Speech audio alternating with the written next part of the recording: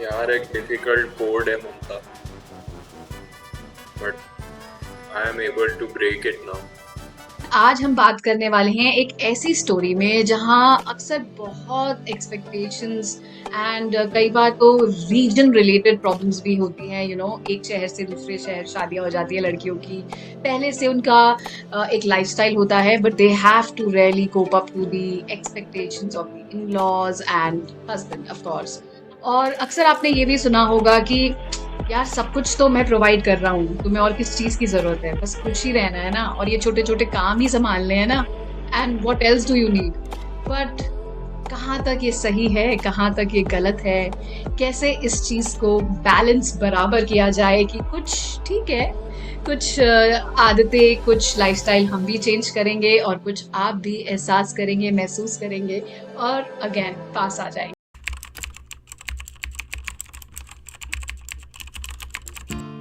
नमस्ते।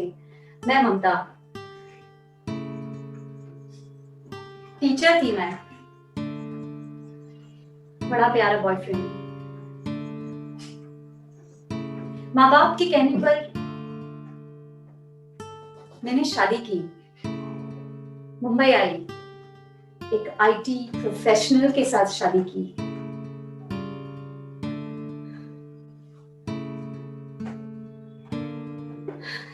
बड़ी गर्मी है यहाँ पर और पसीना तो जैसे, और पल्लू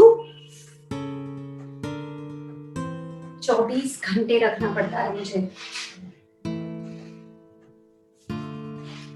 कपड़े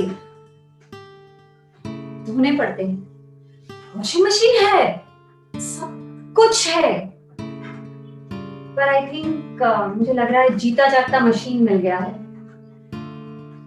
सासू माँ को पसंद नहीं है वो मशीन में कपड़े धुले हुए हो ना, वो।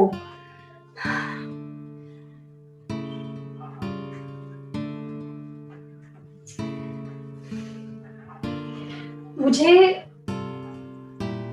सब चलेगा, मैं सब कर लूंगी। 1 साल हो गया मैं कर रही हूँ, पर अजीत मेरे साथ बात भी नहीं करते।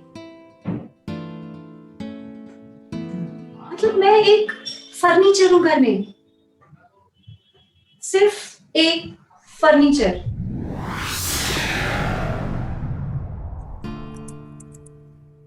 फर्नीचर? सारा फर्नीचर तो है एक से एक। What else do you want? Mamta बिना छोटी छोटी बातों का इतना टाइम किसके पास है यार? देख लेना,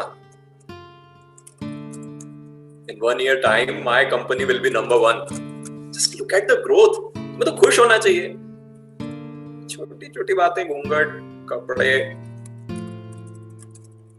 वही सब सोचती रहती हूँ। अच्छा, I don't have time for all these things. Actually I don't have time.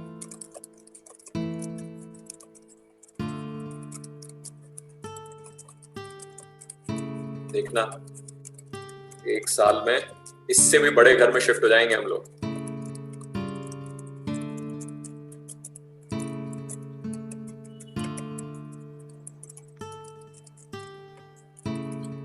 अच्छा, मैं रात को लेट हो जाऊंगा एंड सुबह मुझे जल्दी जाना है, so please don't disturb me, okay? और ये सब ठीक है, हम नेक्स्ट वीकेंड देखते हैं रेस्टोरेंट, चलता रहता है ये सब। It's not that important.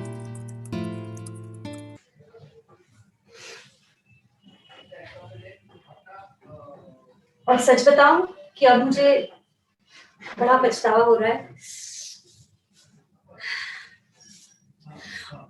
और मुझे मेरे प्यार की बहुत याद आ रही है, जिसने मुझे अपनी हथेली में रखा हमेशा, और मैं उससे बात कर बैठी। ममता, ये सारा दिन मोबाइल में क्या देखती रहती हो? वो देख लिया तुमने? हाँ, मतलब अचानक घर में और भी काम है, बट पूरे टाइम मोबाइल में किससे बातें करती रहती हो? ऑल ऑफ अ दोस्त, सडन। मुझे इस घूंघट में बड़ी घबराहट होने लगी है अजीत। इसमें घबराने की क्या बात है यार, एसी चालू है। ठीक है, दिल्ली मुंबई का क्लाइमेट थोड़ा अलग होता है, बट आदत पड़ जाएगी। छोटी छोटी बातों का इशू क्यों बना लेती हो हर बार? मेरी तबीयत कुछ खराब सी रहने लगी है आजकल। बोला ना, आदत पड़ जाएगी। क्लाइमेट चेंज हुआ है अभी, दिल्ली एकदम अलग है, मुंबई अलग है। तुम भी रहे हो अजीत, तुम सुन भी रहे हो मुझे। फालतू की चीजों का स्ट्रेस ले रही हो। देखो, थोड़े समय के लिए अपने लैपटॉप को अलग रख के बात कर पाओगे? अगर तुम्हें अपने मोबाइल से फुर्सत मिलेगी तब ना। तुम भी तो पता नहीं किससे बात करती रहती हो। सुनना चाहते हो तो सुनो, मैं जा रही हूँ। जा रही हूँ मतलब? You are leaving the house? I am leaving you and I'm going back to love.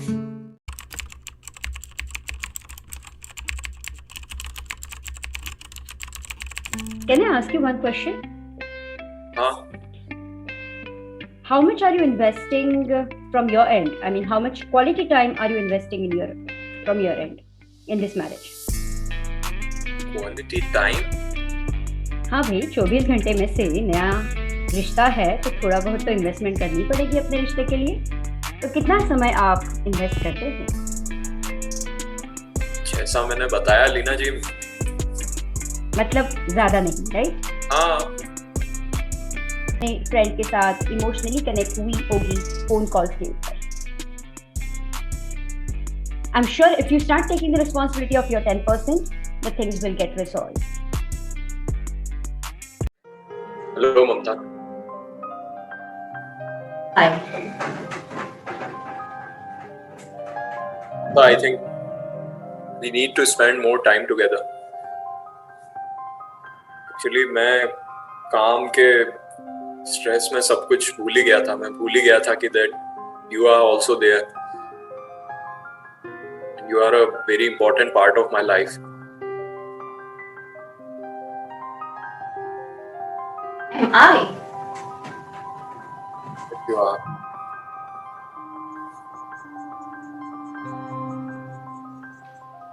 I really love you and respect you.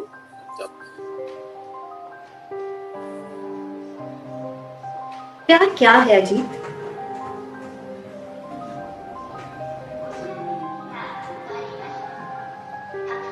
सोच रहे हो? I am waiting. यार एक डिफिकल्ट कोड है Mamta, but I am able to break it now. Come back, we can live as a nuclear family. और mummy papa से मिलने हम वीकेंड पे आ सकते हैं। I mean, you don't need to compromise on everything Mamta. I understand your problem. मैंने आज तक ध्यान ही नहीं दिया, बट मैं समझ सकता हूँ तुम्हारे ऊपर क्या गुजर रही होगी। To shift in a new city, new house, new family.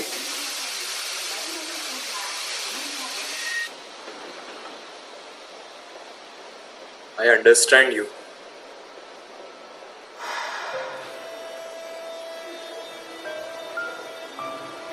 Trust me Mamata, हम मिलके कुछ सॉल्यूशन निकाल लेंगे। Both should support each other.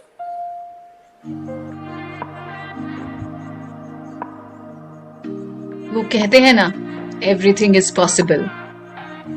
One can rejoin the broken hearts again if they really wish to. और इतनी अंडरस्टैंडिंग के साथ और पेशेंस के साथ हमने देखा कि अजीत और ममता ने वापस अपनी शादी को रिपेयर कर लिया और 1 साल बाद उनका एक नन्हा मुन्ना बच्चा भी था। आपकी एनर्जी कितनी जाती है इन सब बातों में? मैं हमेशा आपकी बहुत वाहवाही करती हूँ, लेकिन मैं ये जानना चाहती हूँ कि एज अ मैरिज कोच आपके अंदर you are also successfully married, touchwood, and जैसा कि आप भी एक माँ हैं, and on a daily basis you deal with so many cases. So how does it affect you and your psyche, your emotional well-being, your mental status? So उसके बारे में थोड़ा बताइए. तो यहाँ पहले बहुत ज़्यादा, जैसे नया स्टार्ट किया था, बहुत ज़्यादा मैं टच कर लेती थी, मतलब या बहुत ये जो कहानियाँ हैं, ये जो केसेस हैं, वो उनकी फीलिंग्स, उनके इमोशंस डील करते करते मैं खुद उसमें बहुत ज़्यादा डिस्टर्ब हो जाती थी. लेकिन over the period of time, as I also grew in this business, I also worked on myself by becoming emotionally strong enough. I know the detachment technique, and that's how I keep myself a little bit, away from this and from this. That is why, as a third person, I can give the, justice to the feeling. That's what it happens. Because if I get involved, तो फिर वो bias and bias का चक्कर होता है.